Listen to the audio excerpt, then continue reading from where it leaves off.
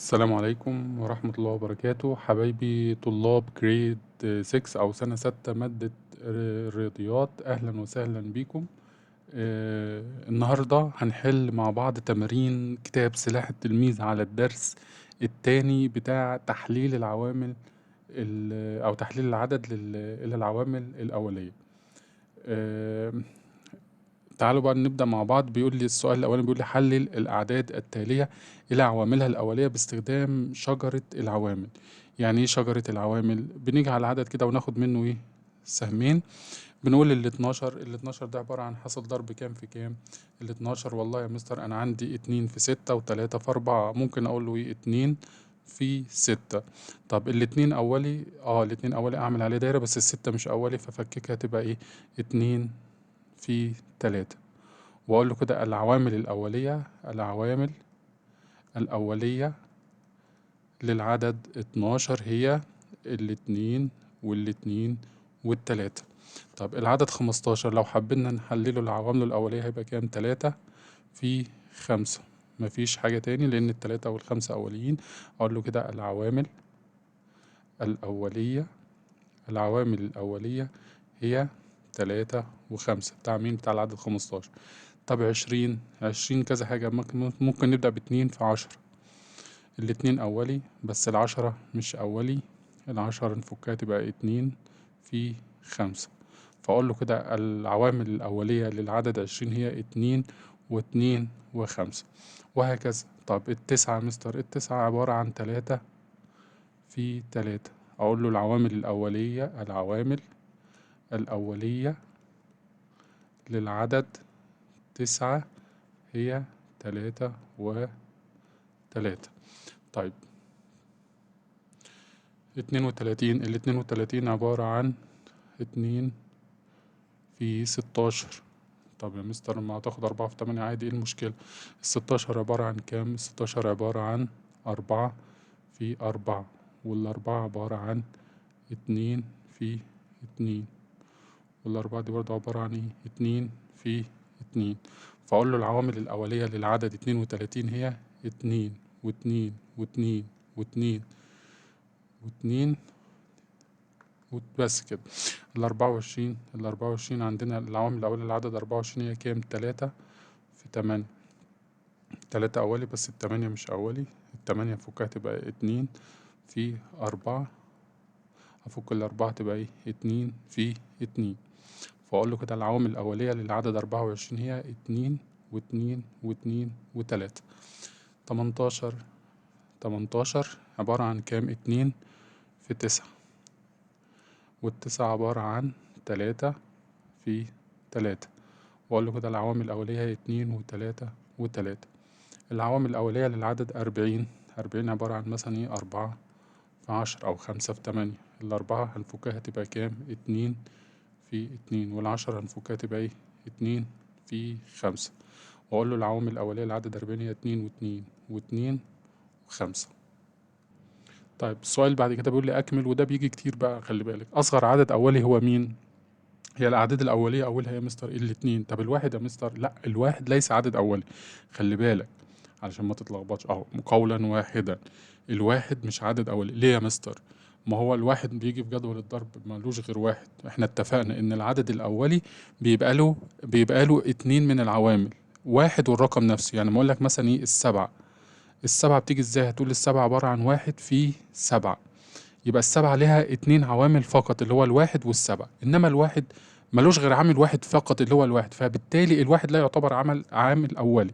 فبقول لك أصغر عدد أولي هو مين؟ هو الاتنين. طيب العامل المشترك لجميع الأعداد هو، يعني جميع الأعداد مع عامل مشترك وهو مين؟ وهو الواحد.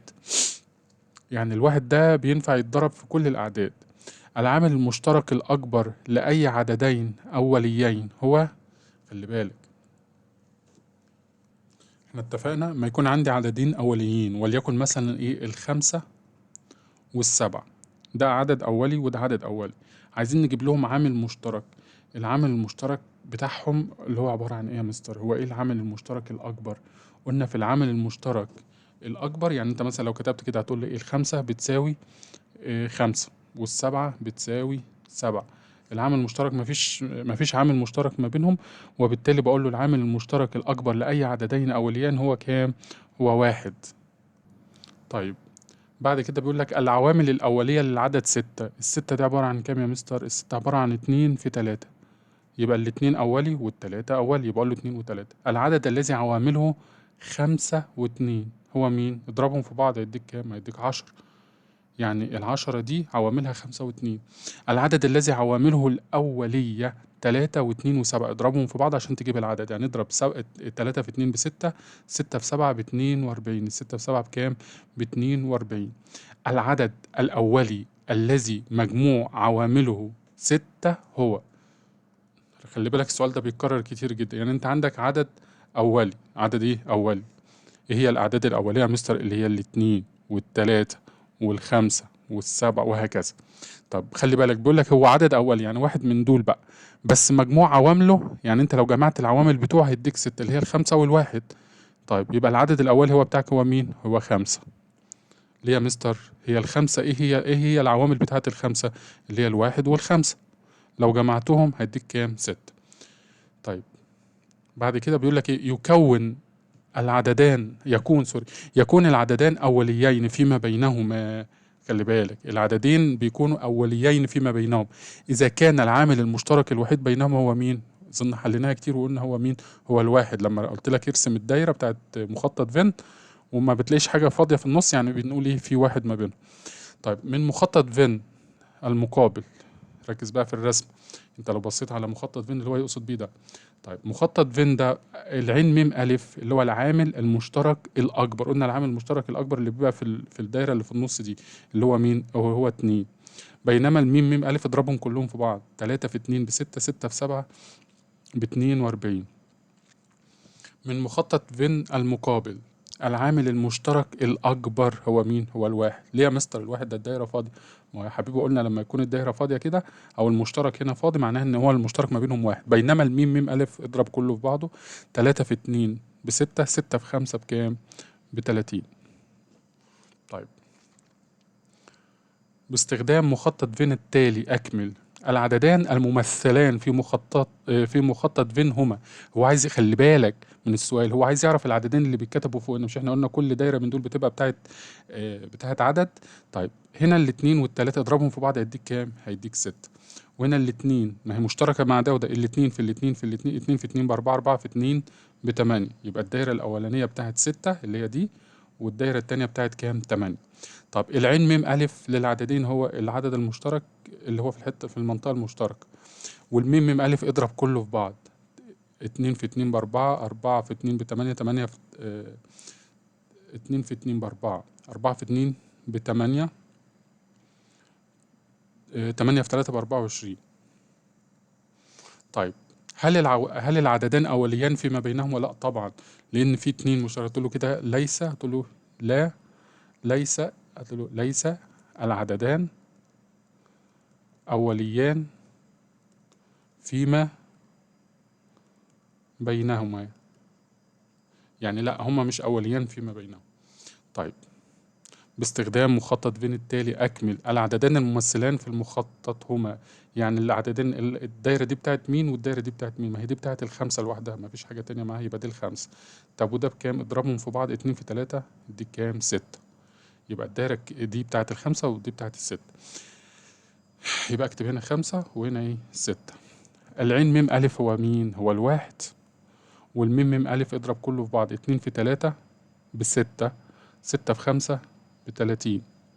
هل العددان أوليان فيما بينهما؟ أقول له نعم العددان أوليان فيما بينهما. عايزك يا حبيبي تتعود تقرا السؤال، اقرا السؤال قبل ما تحل. أوجد العامل المشترك الأكبر عين ميم ألف والمضاعف المشترك الأصغر ميم ميم ألف لكل زوج من الأعداد التالية باستخدام مخطط فين. طب حلو، يبقى أنت عشان بس تعرف إنك هتشتغل إيه. التمانية دي يا مستر الأعداد الأولية بتاعتها اللي هي كام؟ التمانية اللي هي 2 في 4، الاتنين أولي، والأربعة فكها تبقى كام؟ 2 في 2. والعشرة دي يا مستر عبارة عن 2 في 5، الاتنين أولي والخمسة أولي. طب ايه المشترك؟ ايه اللي اتكرر هنا وهنا؟ الاتنين اتكررت هنا وهنا، يبقى هي دي اللي هتتحط في النص، مفيش حاجة تانية اتكررت، يبقى دي الايه اللي هتتحط. طيب نخلي الدايرة الأولانية دي مثلا بتاعة ال10 ودي بتاعة ال8.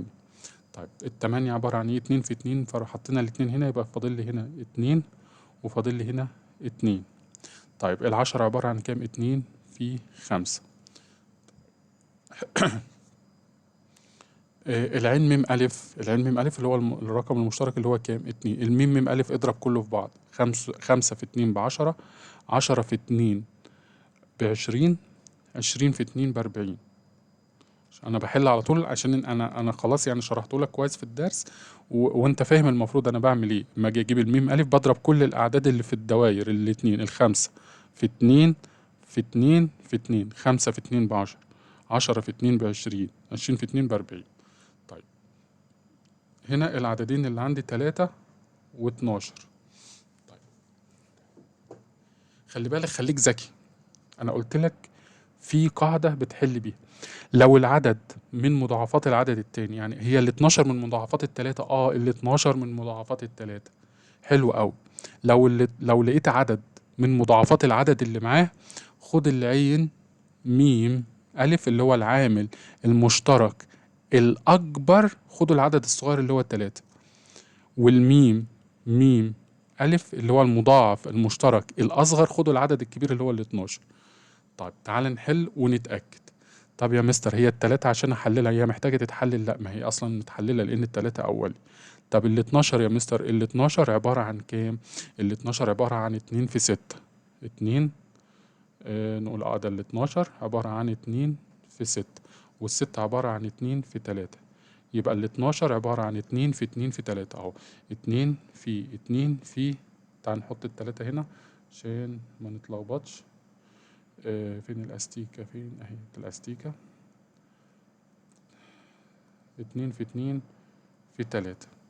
طيب التلاتة هتبقى موجودة فوق وتحت، هي تبقى هنا، يبقى التلاتة هي المشتركة، نكتب التلاتة هنا، ونخلي الدايرة الأولانية دي مثلا بتاعة التلاتة، والدايرة التانية دي بتاعة ال 12. طيب ال 12 عبارة عن كام؟ تلاتة في 2 في 2. خلي بالك دايرة التلاتة مش هنكتب فيها حاجة تاني لأن هي التلاتة لوحدها. طب العامل المشترك الأكبر قلت لك هو التلاتة، والمضاعف المشترك الأصغر اضربهم كلهم في بعض هيديك كام؟ 12. يعني اضرب 2 في 2 بأربعة، 4 في 3 ب12، وزي ما قلت لك من الأول أصلا. طيب هنا نفس الكلام، 9 و24. 9 و24، تعال نفك التسعة هتبقى كام؟ 9 يا مستر هتبقى 3 في 3، وال24 يا مستر هتبقى كام؟ 3 في 8. 3 في 8، والتمانية هتبقى 2 في 4، والأربعة دي هنفكها تبقى 2 في 2. طيب يا مستر عشان ما نتلخبطش ناخد بقى المشترك، تعالى نمسح بقى ايه رأيكم؟ تعالوا ناخدها في صفحة لوحدها علشان نظبطها. اهو يا ولاد، تعالى بقى بيقول لك اوجد العوامل الأولية. تعال نفك التسعة. التسعة يا مستر هتبقى كام؟ 9 هتبقى 3 في 3، وده أولي وده أولي، وال24 هتبقى 3 في 8. 3 أولي بس ال8 هنفكها تبقى كام؟ 2 في 4، والأربعة هنفكها تبقى كام؟ تبقى 2 في 2.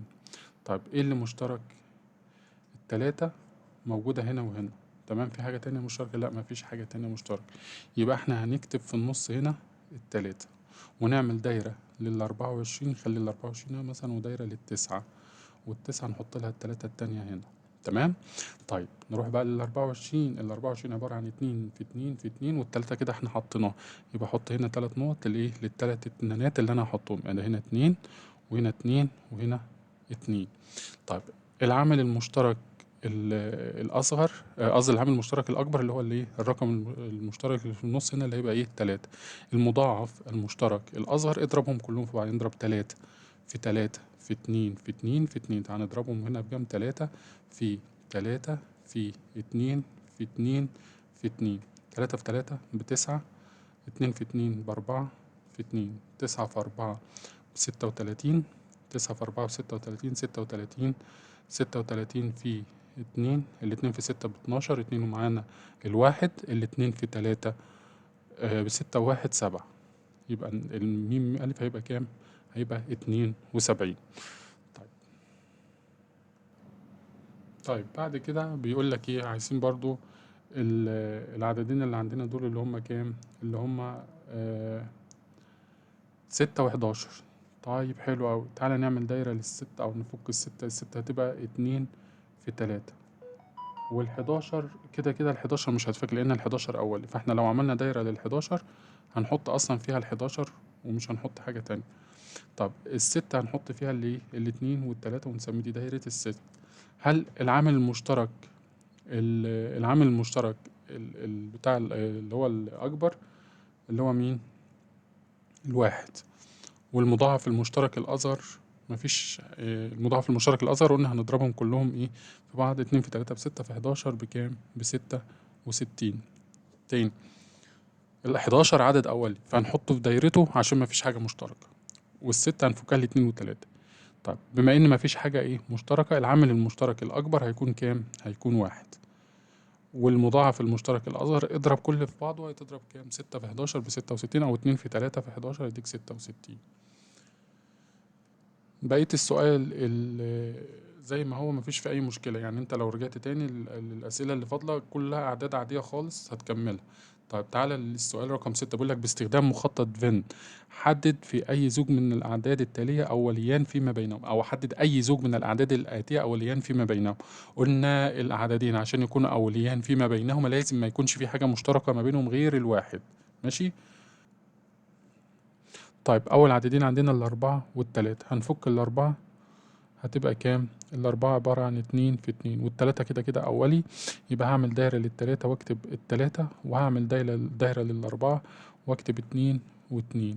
طيب بما إن مفيش حاجة مشتركة ما بينهم هقول له كده باستخدام أحدد، هقول له كده العددان 3 أو 4 و3 أوليان فيما بينهما، أقول له كده. ماشي. طيب تعالى العددين 8 و6، نفك الستة هتبقى كام؟ الستة هتبقى 2 في 3 وهم أوليين كده كده الاتنين والتلاتة، ونفك التمانية هتبقى 2 في 4، 2 في 4، والأربعة نفكها تبقى 2 في 2. طيب كده واضح إن في حاجات مشتركة ما بينهم. يعني لو عملنا دايرة للستة ودايرة للتمانية، المشترك ما بين الستة والتمانية هي الاتنين، هنحطها هنا. طيب ونروح للستة هنحط هنا التلاتة، والتمانية هنحط هنا كام؟ 2 وهنا 2. هقوله كده العددين كده كده يعني طالما في حاجة مشتركة أصلا غير الواحد فهو كده ليس أوليان فيما بينهم. أقوله كده العدد العددان ايه العددان ده؟ العددان ليس أوليان فيما بينهما، وتكتب كده وتوضح ايه الإجابة بتاعتك. طيب بعد كده بيقول لك العددين 4 و9. طب ما يا مستر الأربعة دي عبارة عن كام؟ لو فككناها الأعداد الأولية هتبقى 2 و2، والتسعة يا مستر عبارة عن 3 في 3. كده كده مفيش حاجة مشتركة، يبقى لو عملنا دايرة للأربعة ودايرة للتسعة، الأربعة هيتكتب فيها 2 و2، والتسعة هيتكتب فيها 3 في 3. بما إن مفيش حاجة مشتركة هقول له كده إيه؟ العددان أوليان فيما بينهما. طيب بعد كده 15 و18. ال15 يا مستر عبارة عن 3 في 5، وده أولي وده أولي خلاص خلصت. وال18 يا مستر عبارة عن 3 في 6، والتلاتة اتكررت يا مستر يبقى مش محتاج أكمل، بس تعالى نكمل عشان نعمل مخطط فين. الستة عبارة عن 2 في 3. هروح أعمل دايرة لل18 ودايرة لل15. ايه اللي مشترك هنا؟ التلاتة متكررة هنا وهنا، يبقى اكتبها في النص هنا ايه؟ 3. طيب 3 واكتب هنا الايه؟ ال5. وال18 هنا ال3 واكتب هنا ال2 وهنا الايه؟ ال3. طيب بما ان في حاجة مشتركة ما بينهم غير الواحد، اقول له كده العددان ليس اوليان فيما بينهما. طيب هنا بيقول لك اوجد العامل المشترك الاكبر، العين ميم الف والميم ميم الف المضاعف المشترك لكل زوج من الاعداد التالية مستخدما تحليل العدد الى عوامله الاولية. طب حلو اوي. 21 عبارة عن 3 في 7. ايه رأيكم يا شطار؟ نبدأ كده ونكتب هنا التلاتة ونروح بعيد نحط السبعة. طيب 27 دي عبارة عن كام؟ عبارة عن 3 في 9، والتلاتة أولي. أنا بحلل على طول في دماغي، التلاتة أولي بس التسعة مش أولي، يبقى هنفكها تبقى كام؟ 3 في 3 في 3، صح؟ دي كده 27. طيب العين ميم ميم ألف، العين ميم ألف أشوف المشترك هنا اللي هو مين؟ اللي هو التلاتة. طيب والميم ميم ألف أضرب كله في بعضه، يعني أضرب التلاتة دي أنزل منها واحدة، والتلاتة دي أنزل منها واحدة، والتلاتة دي أنزلها، والسبعة دي أنزلها. طيب 3 في 3 بتسعة، 9 في 3 ب27، 27 في 7، 27 في 7. أجي في جنب كده وأعمل لي زي مسودة وأقول له كده أدي 27 في 7. 7 في 7 ب49، هكتب التسعة ومعايا الأربعة. السبعة في 2 ب14، 14 وأربعة يبقوا كام؟ 18، يبقى هيساوي 189. طيب 35، لا يا مستر أنا هحلل أحسن، عشان إيه؟ مش ضامن الطريقة دي. 35 عبارة عن كام؟ عن الخمسة في 7، وده أولي وده أولي. وال25 عبارة عن برضو الإيه؟ الخمسة في 5، وده أولي وده أولي. يبقى أروح لل35 أقول له ال35 عبارة عن 5 في 7، ال25 عبارة عن 5 في 5. هعمل دايرة على المشترك اللي هو الخمسة، يبقى ده العين ميم ألف. والميم ميم ألف أضرب كله في بعض، أضرب الخمسة في الخمسة في السبعة، 5 في 5 في 7. 5 في 5 ب25 في 7، تعال نضرب 25 في 7. 7 في 5 ب5، 35. أحط الخمسة ومعايا التلاتة. السبعة في 2 ب14 وتلاتة 17، يبقى 175. طيب 40 وال48. تعالى نشوف كده 40 وال48 دي يا مستر لو حللناها هتبقى كام؟ ايه رأيكم دي؟ تعالوا ناخدها في صفحة برا. تعالوا يلا ايه نعملها. 40 نفكها، 40 هتبقى 5 في 8 أو 4 في 10، مفيش مشكلة. 5 في 8، 8 نفكها تبقى 2 في 4، والأربعة تفكها تبقى ايه؟ 2 في 2.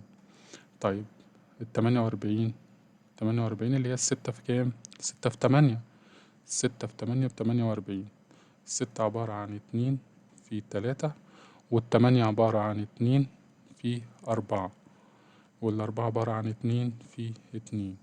مش عايزك تتلخبط وركز. 40 عبارة عن، نبدأ بالصغير، 2 في 2 في 2 في 5، 2 في 2 في 2، وابعد شوية واكتب الايه؟ الخمسة. 48 عبارة عن 2 في 2 في 2 في 2 في 3، يعني كام؟ 2 1 2 3 4، 4 اتنينات اهو. 2 1 2 3 4 اتنينات وتلاتة، اكتبها بعيد عن الخمسة. طيب ايه المشترك؟ ركز بقى معايا عشان متتلخبطش. يعني هنا الاتنين، وهنا الاتنين، وهنا الاتنين، برافو. طيب انزلهم، اخد واحدة منهم عشان دي هتبقى العين ميم الف. 2 و2 و2 واضربهم في بعض. 2 في 2 ب4، 4 في 2 ب8، يبقى العين ميم الف هتساوي كام؟ 8. الميم ميم الف نزل كله حتى المشترك نزل منهم واحدة. 2 2 2 2 3، واضرب كله في بعضه. 2 في 2 ب4، 4 في 2 ب8، 8 في 2 ب16، 16 في 3. يبقى هترسى تبقى هي 16 في 3. 3 في 6 ب18، 8 ومعايا الواحد. التلاتة في 1 ب3، ومعايا واحد يبقى 4. يبقى الميم ميم ألف هيساوي كام؟ هيساوي 48. تمام.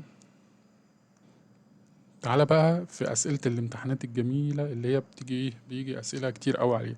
العدد 3 من عوامل العدد، يعني العدد 3 ده من عوامل العدد كام؟ خلي بالك، شوفوا من مضاعفات كام، أو هو موجود في جدول كام. التلاتة دي موجودة في جدول ال 12، أو لو أنت قلت 3 في 4 ب 12 يبقى كام؟ ال 12. طيب من الأعداد الأولية قلنا وعرفنا يعني إيه أعداد أولية. الأعداد الأولية يا مستر اللي لها 2 عوامل بس. طيب ال27 أولي؟ لأ، ال27 فيه 3 في 9 بتديني 27. 28 مش أولي. ال29 أشكك فيها. ال30 مش أولي لأن فيه 3 في 10 و5 في 6، فهي هتبقى مين؟ ال29. قلنا العدد الأولي هو العدد الذي ليس له في جدول الضرب إلا واحد في الرقم. يعني ال29 تقدر تجيبها من جدول الضرب ازاي؟ مفيش غير واحد في 29. فبقولها ازاي؟ بقول إن الأعداد الأولية هي التي لها عاملان فقط. العدد الذي عوامله الأولية 2 و3 و5، لو اداك العوامل الأولية وعايز العدد اضرب العوامل الأولية في بعض، يعني اضرب 2 في 3 ب6، 6 في 5 ب30.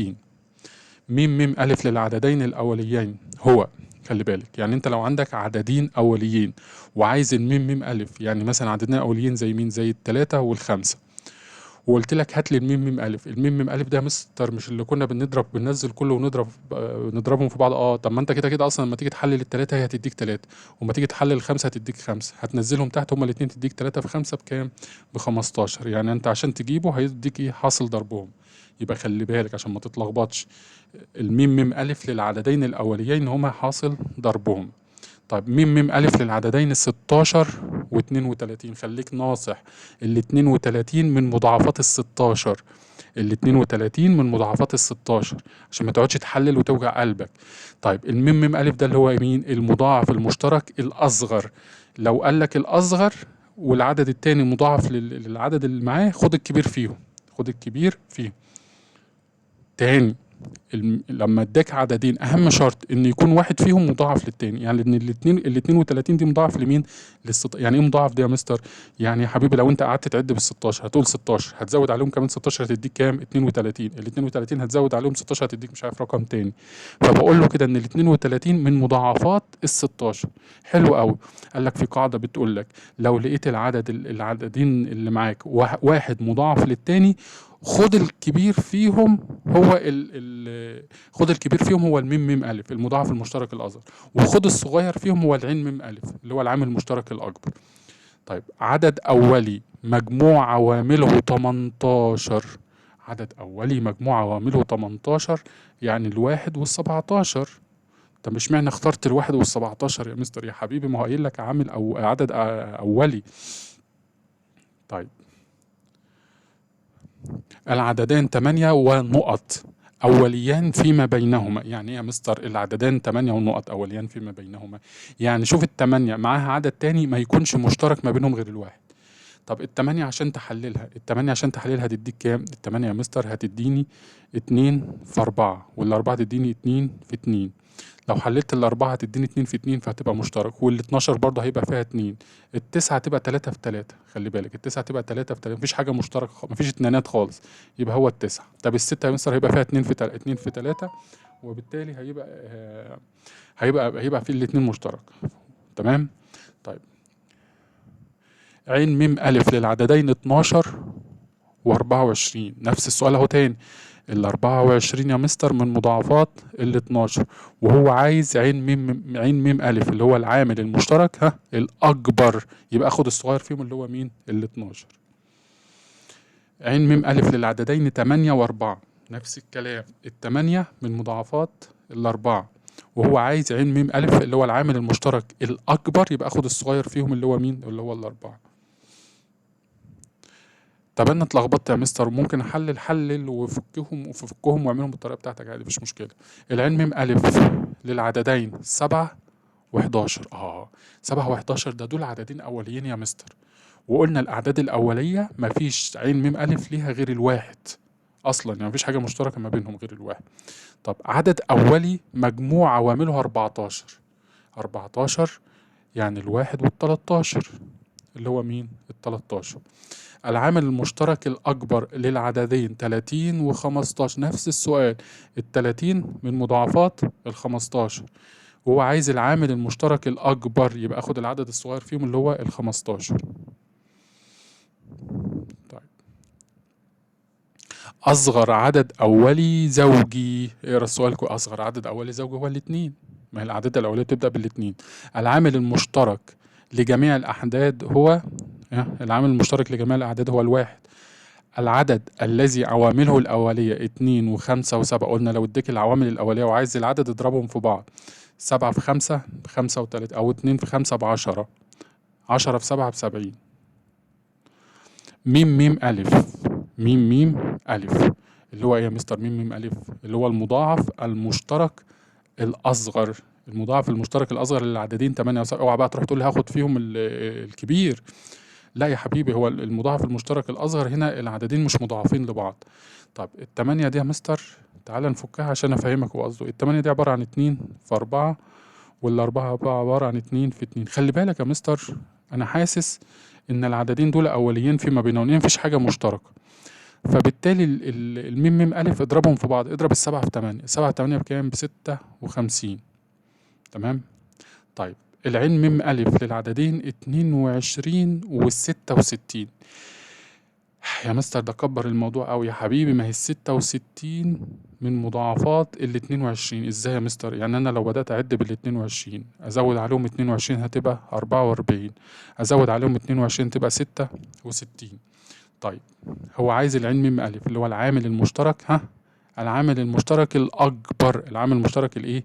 الأكبر. هاخد الصغير فيهم اللي هو ال22. طيب ويكون العددين أوليان فيما بينهما إذا كان واو، يعني ده رقم واو. بيقول يكون العددين أوليين فيما بينهما إذا كان العامل المشترك الأكبر بينهما هو الواحد. طيب أجب عما يلي من مخطط فين المقابل. العين ميم ألف، العين ميم ألف اللي هو الرقمين المشتركين تضربهم في بعض، يعني 3 في 2 هيساوي كام؟ هيساوي 6. الميم ميم ألف اضرب كله في بعضه، 5 في 2 في 3 في 2، 5 في 2 ب10، 10 في 3 ب30، 30 في 2 بكام؟ ب60. طيب من مخطط فين المقابل، يا مستر العدد اكس والعدد واي دي يا حبيبي، يعني عايز العدد اللي هحطه فوق هنا والعدد اللي هحطه فوق هنا، عادي خالص. هقول لك خد الدايره الاولانيه، الدايره الاولانيه هي يا مستر دي الدايره الاولانيه، الاعداد بتاعتها كام؟ 2 و2 و2 و3، اضربهم كلهم في بعض، 2 في 2 ب4، 4 في 2 ب8، 8 في 3 ب24، يبقى العدد الاولاني اللي هو اكس اللي هو 24.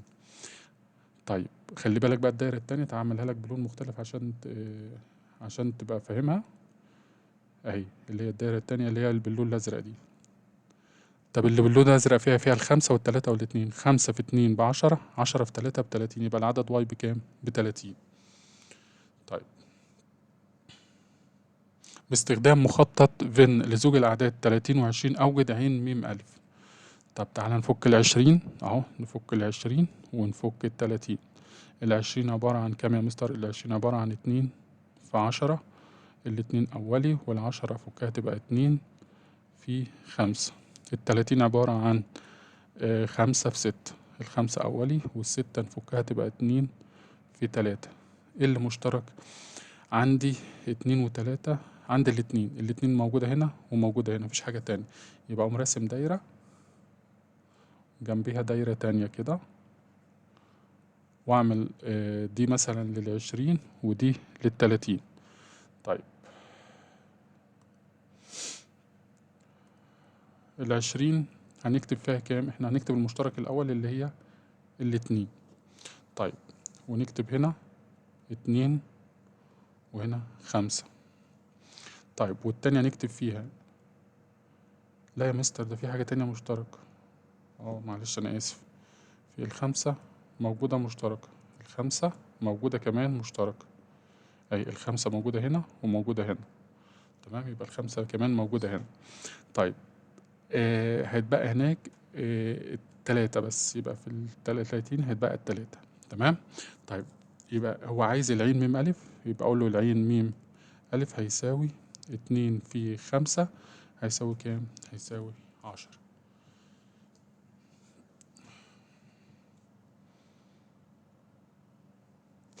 طيب برضو باستخدام مخطط فين أوجد العين ميم ألف والميم ميم ألف العددين 16 و24. بص يا ولاد تعالوا نكتبهم ونحللهم بنفس الطريقة بتاعتنا عادي. ده 16 وادي ال24. ال16 عبارة عن 2 في 8 والتمانية عبارة عن 2 في 4 والأربعة عبارة عن 2 في 2. ال24 عبارة عن 3 في 8 والتمانية عبارة عن 2 في 4 والأربعة عبارة عن 2 في 2. واجي هنا واقول له ال16 هتساوي 2 في 2 في 2 في 2 2 في 2 في 2 في 2. وال24 هتساوي 2 في 2 في 2 في 3 2 في 2 في 2 في 3. طيب ونقوم راسمين بقى الحاج فين. ادي الدايرة الأولانية وده الدايرة التانية. دي الدايرة بتاعت ال24 ودي الدايرة بتاعت ال16. ايه المشترك عندي؟ 3 أعداد مشتركين. عندي الاتنين والاتنين والاتنين. عندي 3 اتنينات. احط هنا 2 وهنا 2 وهنا 2. طيب يعني احنا خدنا ده المشترك. اتبقى لي فوق مع ال16 2 اكتبها هنا، واتبقى لي مع ال24 3 اكتبها هنا.